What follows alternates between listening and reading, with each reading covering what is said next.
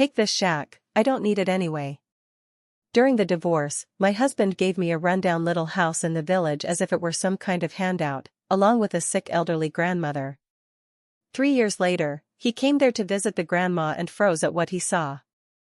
Take this shack in the collective farm village. I don't need it anyway. Yuri slammed the keys onto the table with such force that they rang and bounced onto the linoleum. This is my gift to you for our divorce. Sofia picked up the keys, examining them as if they were some kind of alien artifact. A worn-out iron keyring, cold to the touch. These were the keys to a house in the village of Sosnovka, where Yuri's 80-year-old grandmother, Nadezhda Alexandrovna, lived.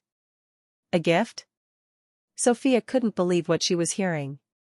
Are you seriously calling this a gift? Why not? The man shrugged indifferently while pulling on his sweater. You've got nowhere else to live anyway. Or are you planning to rent a room again in some cockroach-infested communal apartment? His words hit exactly the mark.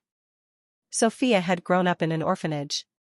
Before marriage, she lived in rented places, earning money by translating texts. The apartment where they had lived during their marriage had been bought by Yuri before he even met her.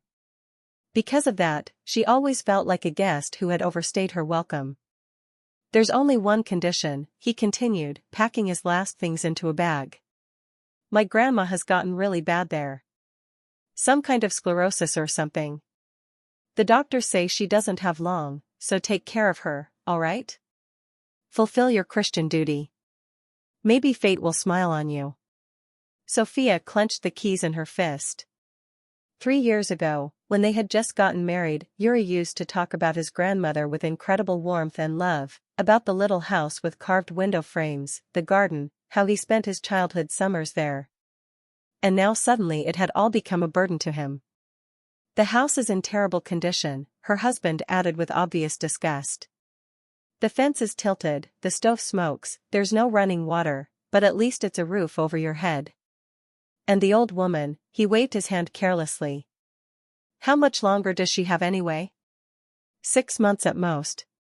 After that, you can sell the house or do whatever you want with it. I don't care. He said it so easily, as if he were talking about broken furniture that was easier to throw away than fix. I see, Sofia replied obediently. So you're keeping the apartment for yourself, and rewarding me with a miserable house in the village. Don't be dramatic. The apartment was bought with my money, and the house really is a gift. I actually did you a favor, if you want to know.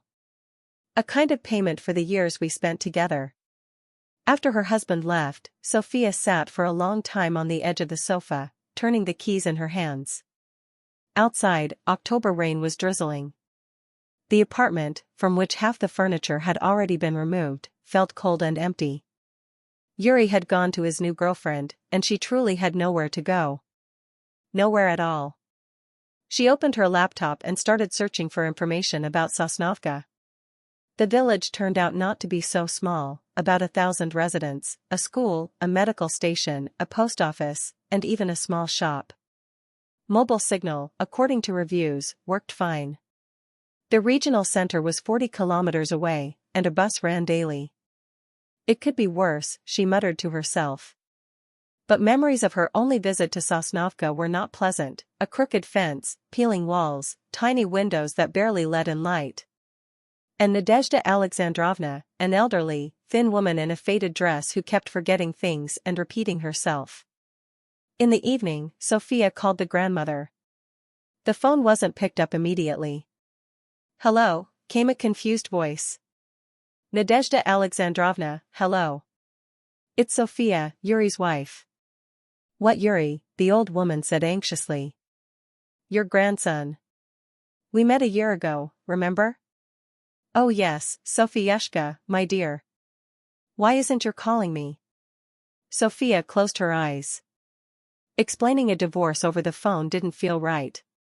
Nadezhda Alexandrovna, I'll tell you everything later. I want to come visit you. For a few days, is that okay?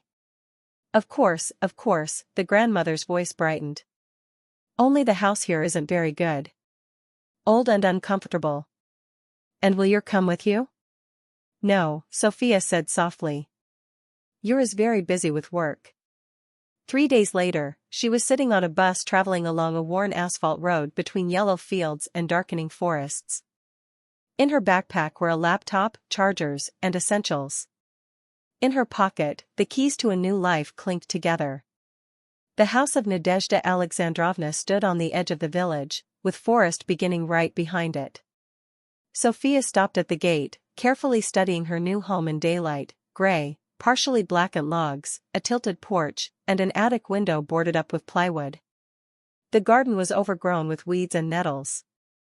Compared to modern cottages with neat fences, the house looked like a relic of a past century.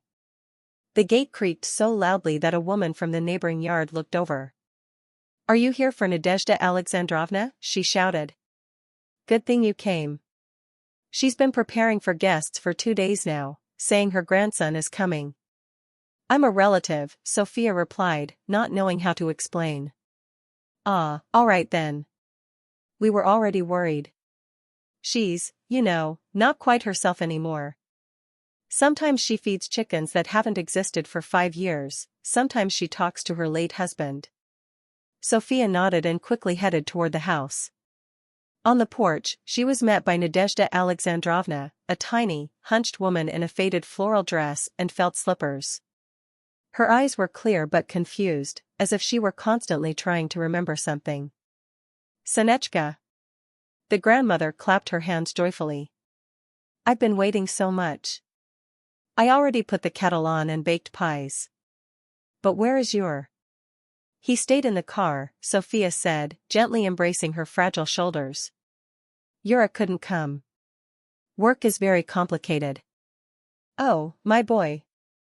Nadezhda Alexandrovna sighed. "Always working, and life is passing by." Inside, the house turned out to be even more miserable than outside. The stove took up half of the kitchen. The floor was covered with old linoleum, torn in places and patched with tape.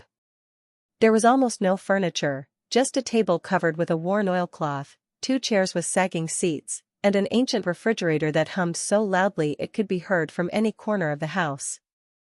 Come in," the grandmother hurried. "I'll make up the bed in the main room. It's clean, just a little damp.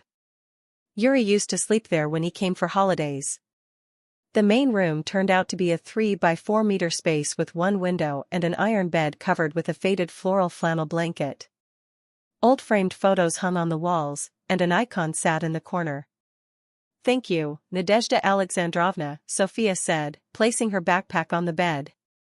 "It's very cozy." "Aren't you hungry?" the grandmother asked, taking her hand. "Come, let's have tea.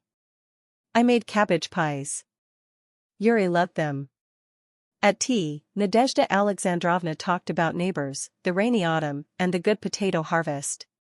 Her speech was uneven, sometimes clear and connected, sometimes suddenly breaking off as she forgot what she was saying.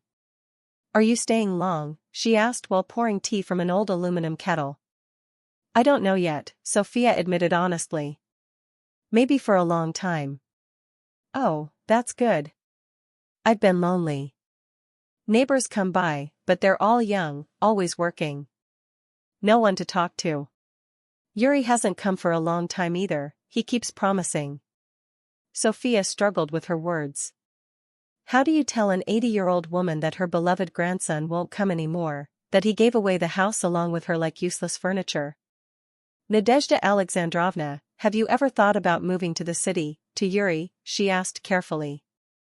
The old woman looked at her in surprise. "Why would I? I've lived here my whole life. My husband built this house, he died here, my children grew up here. No, my dear, old trees are not transplanted." That night, when Nadezhda Alexandrovna had gone to sleep, Sofia inspected the house again. The roof was leaking for sure. In the kitchen corner stood a bucket catching dripping water. The stove smoked because it hadn't been cleaned in years. The outdoor toilet had a broken door. There was no plumbing, water was carried from the well in the yard. Sofia opened her laptop and tried to connect to the internet. No Wi-Fi, of course, but mobile internet barely worked. She checked her email, several translation orders were waiting. Not bad. Enough to survive for now. Around midnight, she woke up to a strange sound, someone moving in the kitchen, clinking dishes. She put on her jacket and went out. Nadezhda Alexandrovna, in a nightgown, was standing by the stove cooking something in a pot. Nadezhda Alexandrovna, what are you doing? The old woman turned with a serious expression. My Mikhail Petrovich is coming home from work soon. I'm making him borscht. Sofia understood she was talking about her late husband. Let's go back to bed, it's late, she said gently. The grandmother obediently went back to the bedroom. Sofia turned off the stove and put the pot away. The neighbor had been right, she didn't always understand where she was or what was happening. Lying in bed, Sofia stared at the ceiling. What was she doing here? A waste of time, a waste of her youth. She should leave. But in the morning, when Nadezhda Alexandrovna brought her tea in bed and asked if she had slept well, Sofia realized she simply couldn't leave this small, helpless woman alone. The first month in Sosnovka became a series of small discoveries and big disappointments. She quickly understood the grandmother needed constant supervision. She might forget the stove on or go outside in winter wearing only a nightgown. But between episodes, there were moments of surprising clarity, when she told stories, shared wisdom, and even joked about her own forgetfulness. Oh, Sonia, she admitted one morning, my head is like a sieve now. Everything leaks out, but I still remember how to cook borscht. Strange, isn't it? Sofia slowly adapted to village life. Up at 7, lighting the stove, cooking breakfast, then working on translations. The income was modest but enough for basic needs. Working in silence, with rain tapping on the roof, felt calmer than city chaos. But the house needed urgent repairs. The bucket filled with rainwater every night. The stove smoked constantly. She tried finding workers, but prices were high, and her savings were shrinking. Her neighbor Tatyana Vladimirovna, who worked in the district administration, turned out to know everyone. Are you staying long? She asked casually. People keep asking about you. I don't know yet, Sofia replied. You work, right? Yes, translator. Freelance. Then you should talk to Petrovich. He runs a farm, he's been looking for someone with English. Deals with Europeans, but doesn't know the language. The next day, Sofia went to see him. The farm was a large modern complex of metal buildings. A translator? The man looked at her with interest. What experience do you have? Sofia explained. He listened carefully. I'm expanding exports to Europe, Hungary, Slovakia. Organic meat and vegetables. But paperwork is complicated. I need someone to handle emails, contracts, certificates. They agreed on a trial period. Sofia returned home energized, finally, a real income. And it was real.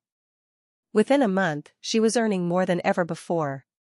Translation work, contracts, negotiations. You saved me, Petrovich said. Europeans are already ready to order the first batch. With stable income, she repaired the house, roof fixed, stove cleaned, wiring replaced, running hot water installed. Nadezhda Alexandrovna watched all this in amazement and joy. Oh, Sonia, it's like a palace now, she smiled. When Yuri comes, he'll be so happy. Sofia tensed every time Yuri was mentioned. He hadn't called once. Winter came. Nadezhda Alexandrovna fell seriously ill, pneumonia. The doctor recommended hospitalization. No, the old woman grabbed Sofia's hand. No hospital. I'll die at home if it comes to that. Sofia took care of her for 3 weeks, feeding her, giving injections, watching over her day and night. She worked in short bursts at night when the grandmother slept. But Nadezhda Alexandrovna recovered. And, surprisingly, after a long time, she had a prolonged moment of complete clarity. Sonia, she said one evening, where is Yuri? Why hasn't he come for so long? Did something happen? Sofia realized she could no longer lie. Nadezhda Alexandrovna, she began carefully, Yura and I divorced half a year ago. The old woman stayed silent for a long time, looking out the window. I see, she finally said. And you stayed with me out of pity? No, Sofia replied firmly. I stayed because I feel good here, with you. I'm happy here. The grandmother took her hand. Thank you, my dear, thank you for everything. Working for a long time with Petrovich's documentation, Sofia unexpectedly became genuinely interested in the growing process itself. At first, she only translated information about organic products, but gradually she began to understand agricultural techniques, plant varieties, and chemical-free farming methods. You see how demanding the Hungarians are about greens? Petrovich showed her another specification. Everything must be perfect. Sofia studied the requirements carefully.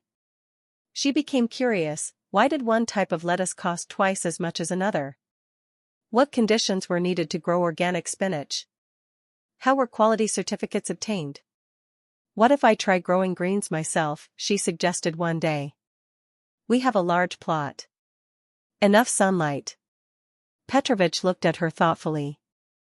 You know, not a bad idea. Greens don't require huge investment, and turnover is fast. Try it. We'll see how it goes. Sofia got excited.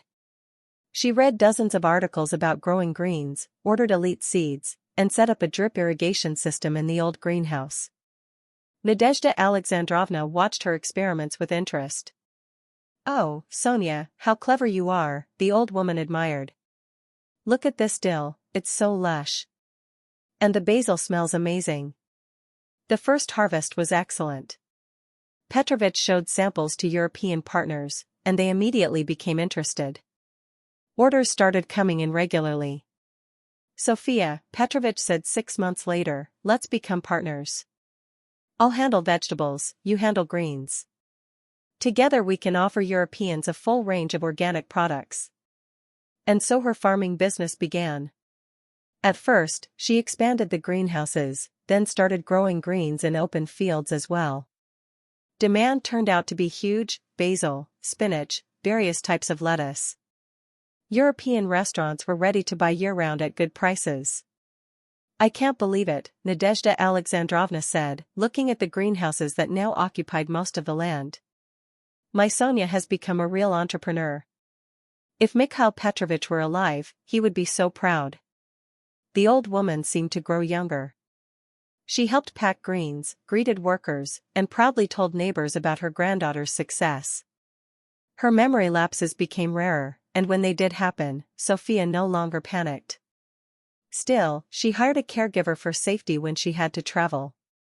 By the 3rd year, Sofia decided on a major construction project. The old house, despite all the repairs, was still inconvenient and cramped. And the growing business needed office space, storage, and a modern processing kitchen. Let's demolish this old house and build a new one, she suggested to Nadezhda Alexandrovna. Small, but comfortable. Heated floors, big windows. Are you sure, Sonia? That's a lot of money. I'm sure, she smiled. We can afford it now. The construction took 6 months. Sofia didn't save on anything, she hired a good construction team and ordered quality materials. The result was a cozy 2-story cottage with panoramic windows, a modern kitchen, comfortable bedrooms, and an office. Part of the ground floor became a small packing facility for greens. It's like a fairy tale. Nadezhda Alexandrovna admired her new room overlooking the greenhouses. I never thought I'd live in such a palace in my old age. The neighbors were first surprised, then envious. Sofia's home became a landmark in Sosnovka. One sunny May day, while Sofia was checking the quality of a new harvest in greenhouse number 3, the security guard reported over the radio. Sofia Vladimirovna, you have guests. A man and a woman in a black SUV. They say they're relatives. Sofia walked out and saw a familiar car at the gate. Yuri stepped out, along with a young blonde woman in a bright dress. They both froze. Instead of the old crooked fence they remembered, there was now a modern brick wall with wrought iron elements. Behind the gate stood a beautiful cottage, large greenhouses, and neatly paved paths. Several company vehicles were parked near the house. "Is this the place?" the blonde asked skeptically. "Are you sure the address is right?" Yuri nodded silently, but his face was completely confused. He had clearly expected to see the same rundown shack he had left his ex-wife in 3 years ago. Sofia did not rush to approach them. She watched from behind the greenhouse as Yuri slowly walked forward, looking around in disbelief. "Sofia," he finally called out when she stepped forward. What brings you here?" He turned, and froze. In his eyes she saw a mixture of shock and envy. "Sofia, is it really you?" "And who else would it be?" she smiled. "Come in, guests, since you've decided to show up." "What is this place?" Yuri waved his hand toward the greenhouses. "Where's the old house?" "What kind of construction is this?" "What construction?" Sofia asked innocently. "It's just a regular farm. We grow organic greens for export." "For export," he repeated. "Yes. Hungary, Slovakia. Big demand. Europeans love our salads." The blonde nervously looked at him. "Yura, can we just go back? We have a restaurant reservation." "Wait, Alina." He turned back to Sofia. "Can we see the house?" "Of course. I already said, come in." Inside the cottage, Yuri was completely stunned. A spacious living room with panoramic windows overlooking the greenhouses, a modern kitchen, high-quality furniture. On the walls hung certificates, diplomas, and photos from agricultural exhibitions.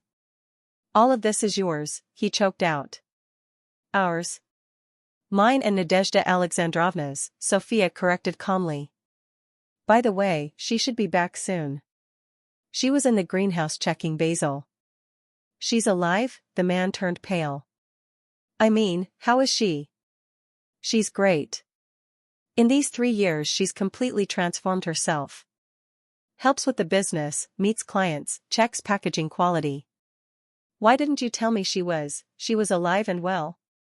Sofia shrugged. "Why would I? You said yourself she was a burden." At that moment, Nadezhda Alexandrovna entered the house. Over 3 years she had truly changed, standing straighter, healthier, with a lively spark in her eyes. "Sonia, the basil is ready for harvest. We can ship it tomorrow," she said, not noticing the guests at first. Then she looked up and froze. "Yuri," she said quietly. "Grandma."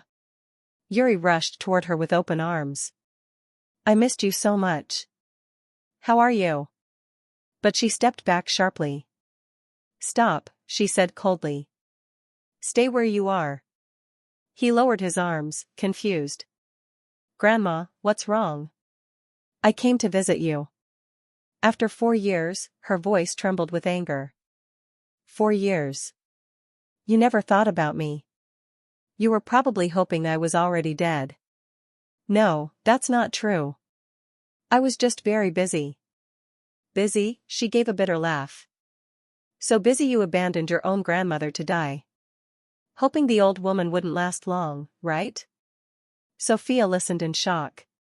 She had never seen her like this. "Grandma, you don't understand," Yuri started. "I understand everything," she cut him off. "You sent Sofia here like she was some stray dog. Thinking she'd watch over a dying old woman, and when I die, you'd sell the house and take the money. That was your plan, wasn't it?" Alina stepped back toward the door. "Yura, let's go." "Yes, take your girlfriend and leave," Nadezhda Alexandrovna said coldly.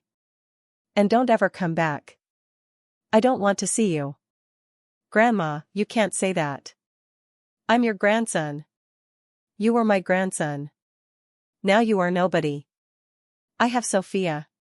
She is my daughter, my granddaughter, and my family all in one. You, get out of my house." "My house?" Yuri suddenly smirked. "Funny. According to the documents, the house belongs to me. Remember the deed?" The old woman looked at him with disdain. What deed? I never signed any deed. What do you mean you didn't sign it? That last time I visited. Oh, those papers, she waved her hand. I cancelled them long ago.